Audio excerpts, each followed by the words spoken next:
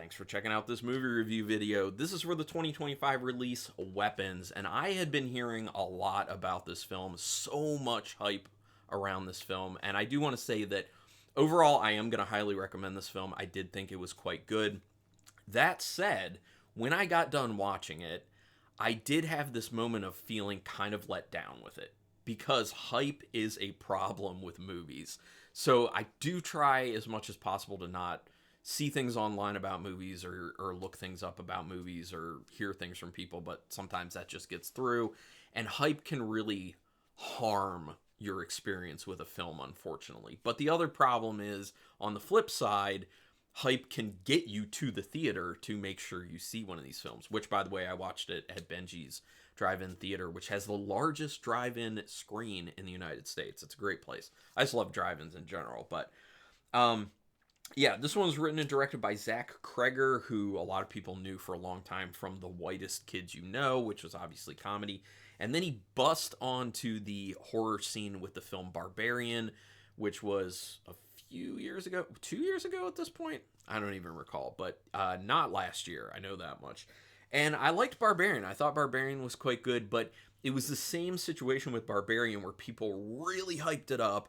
I watched it, and then I felt kind of disappointed afterwards. But then after I kind of like got over the hype thing and I thought about the film more, I was like, oh no, that was quite good. Actually, I really did like it. It's that hype issue. But anyway, so it stars Julia Garner, who a lot of people would know from Ozark, and Josh Brolin, who a lot of people would know from a lot. My favorite performance of him, Bran in The Goonies. Just saying. That's my thing. So, quick synopsis of this one. I don't want to give too much away. I don't want to say too much. And you shouldn't know a lot going into this film. So, basically, it's about a town, like a suburban town, where a bunch of children one night just left their houses at 2:17 in the morning and were seen on like Ring cameras and stuff just disappearing into the night. And they're running a certain way, but I'll let you see that yourself because it is kind of creepy. But yeah, these kids just disappear, and it's just kind of about everyone just being like, what happened? We need to figure out what's going on here. And then people just kind of pointing a lot of fingers and yelling at each other and blah, blah, blah, blah, blah. So that's all I'm going to say. I don't want to say too much about it because I do think this is a unique story. And that's one of the things I really love about this film. I think you can count on, at least so far, and hopefully going forward, I think you can count on Zach Cregger to bring stories that you're not quite sure where they're going to go, and you haven't really heard them or seen them before in film. And I like that. I love stuff that's just new. I love different creativity. And I love the core concept behind this film. I also really like what they have to say on a subtextual level with this film. And I will talk about that at the very end, but I'll warn you before I do that because that is a little bit spoilery in a sense, especially if you don't want to know like what the metaphor is in the film, or at least what I interpret it to be. That might not be correct, but I think it matches up pretty well, at least for what I experienced. So anyway, moving on. There's a child narration in the very beginning of this film that kind of gives you backstory on what happened in town. Like, literally all the stuff about the kids disappearing isn't in the course of what the film is really trying to show you. It picks up after that. So it's this girl's voice, just kind of, young girl's voice, just kind of going over what happened to get you caught up to a certain point. And she's like, now this is where the story really begins, basically. But the way she reads it and the sound of her voice, it's just so creepy. And it works so well. It sets this kind of like creepy, ominous tone for the film, and I love that because it then kind of carries throughout.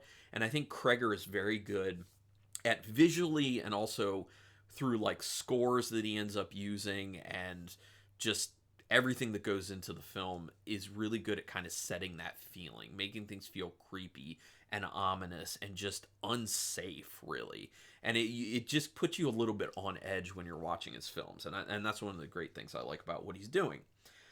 They set up a very intriguing mystery that really grabs you from the get-go. It's one of these films where it is such an intriguing start to it that even if you feel like it's dragging at points, which this film does drag at points, and that's one of the biggest issues with it, uh, you're still with it because you're like, I have to know what's at play here. What is the ultimate thing that happened that made these kids all leave their home? So yeah, so that's one of the greatest things, is that initial concept to really keep people hooked. Character interactions are kind of annoying with the way that they end up speaking to each other. Now, I don't know if that was intentional or not, but it does become a little bit problematic. The dialogue is not the best written, in my opinion. It's not terrible. It's just the way that characters interact with each other. It's just kind of, I don't know, just like, I guess the best way I can put it is just like kind of off-putting. It's kind of just like you want everyone to stop interacting, because it's like microaggressions constantly with like every character, even though they kind of are like, even if they're trying to like work together or they're friends or whatever, it's just, yeah, I don't like that aspect of the film. But again, it could have been intentional. I could see why it may have been intentional. The score is pretty minimalist in the way that it's created, but it's so good. It has so much impact on the film. It's one of those films that, and this doesn't happen a lot, the score really stands out. And it really helps sell that overall feeling of the film that I've already talked about kind of ad nauseum with this. Love the composition of the score. At times, do they kind of overuse it a little bit, like blast it a little too much? Yes, but it's not too much of that. And I love the fact that it's such a minimalist composition, and they go very hard on things like percussion and bass. And I think that just kind of creates this kind of like guttural horror feel to it, which is excellent. They have it broken down by chapters that end up being from the perspective of different characters.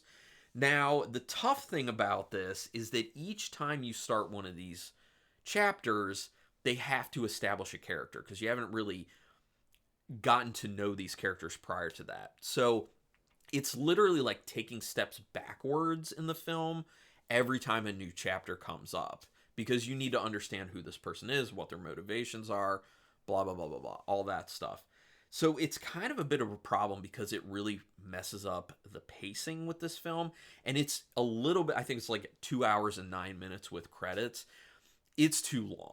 It's definitely too long. And one of the other problems is there's a lot of stuff that gets introduced with these characters as they're being developed that you're like, oh, well, maybe this is going to have some sort of significance, because otherwise it's a weird thing to kind of just throw in there. No, it's just thrown in there, and it turns into nothing. So there are these kind of like red herrings, but not in a good sense of trying to like keep you off the trail of what's really going on in the film. It's just like, I don't know. It's just like these tangents that they spin off onto that don't end up turning into anything. And I think that speaks to a little bit of sloppiness with the writing. So this isn't like a perfect film like I'm hearing from so many people, where they're just like, oh my God, it's amazing. This is 5 stars or 4.5 stars or whatever. Like, it's phenomenal. It's like the best horror movie I've seen in a long time. That may be that person's experience, and that's great.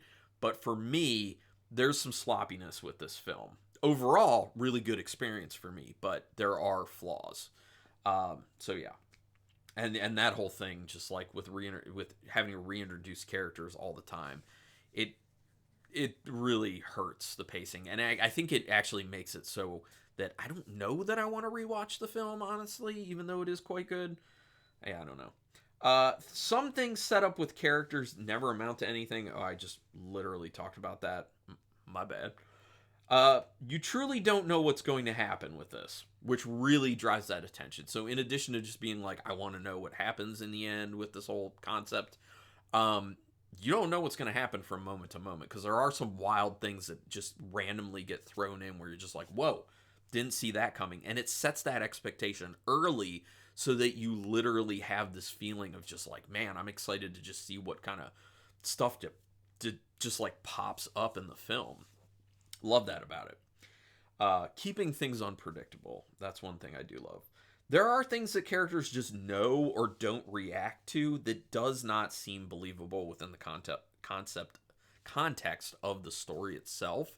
So again, kind of going to the not the best writing, but still pretty good writing, where there's like certain things where characters will just be like, oh, I know this, I know that. Like there's one where it's dark and people are looking at someone from pretty far away, and there's no way you'd be able to tell who that person is, especially based off their point of view.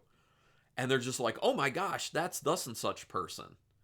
How? There's no way they would know that. There's absolutely no way. It's like those types of things, which, you know, you can take yourself out of that stuff and just be like, it is what it is. Ignore those types of things, which I tried to, but I really can't fully ignore that because it just doesn't make a whole lot of sense. Or like certain people would just be like, oh, I figured this out because of this. Well, you wouldn't know that. Yeah, it's just, yeah, there's some of that in there. There is some good gore in this, and there are some messed up scenes that are going to make people kind of squeamish. My wife did go with me to see this film. She was a little bit like reticent to see it. She was intrigued by the concept, and she ultimately did enjoy the film, but there were certain scenes where she was like covering her eyes because they are pretty gory and pretty messed up with things that happen to people. So I'm a fan of that. Excuse me. I'm a fan of that. The major scene in the end of this film actually is funny. It's pretty funny. There is a humor that's injected into the film, and it's not just at the end.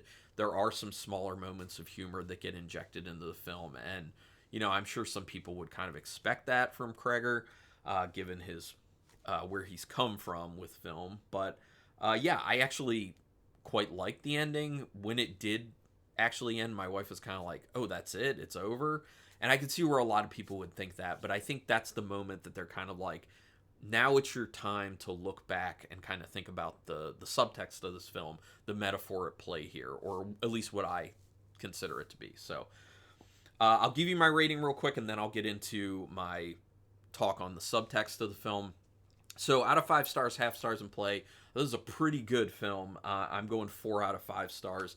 But know that I was between 3.5 and 4, so it's like a low 4 for me.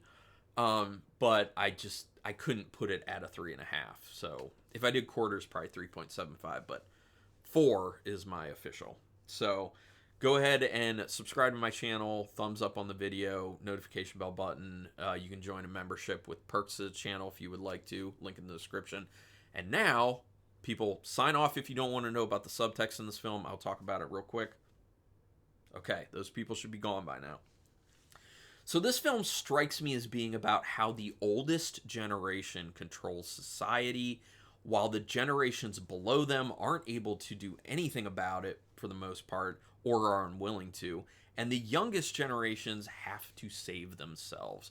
I think this is a very good critique of our current society, suburbia and otherwise, you know, to a whole kind of like global scale to a degree, where the filmmaker is potentially, from what I'm seeing, trying to say that no one is doing anything for the younger generations, and it's up to them to take care of all of it.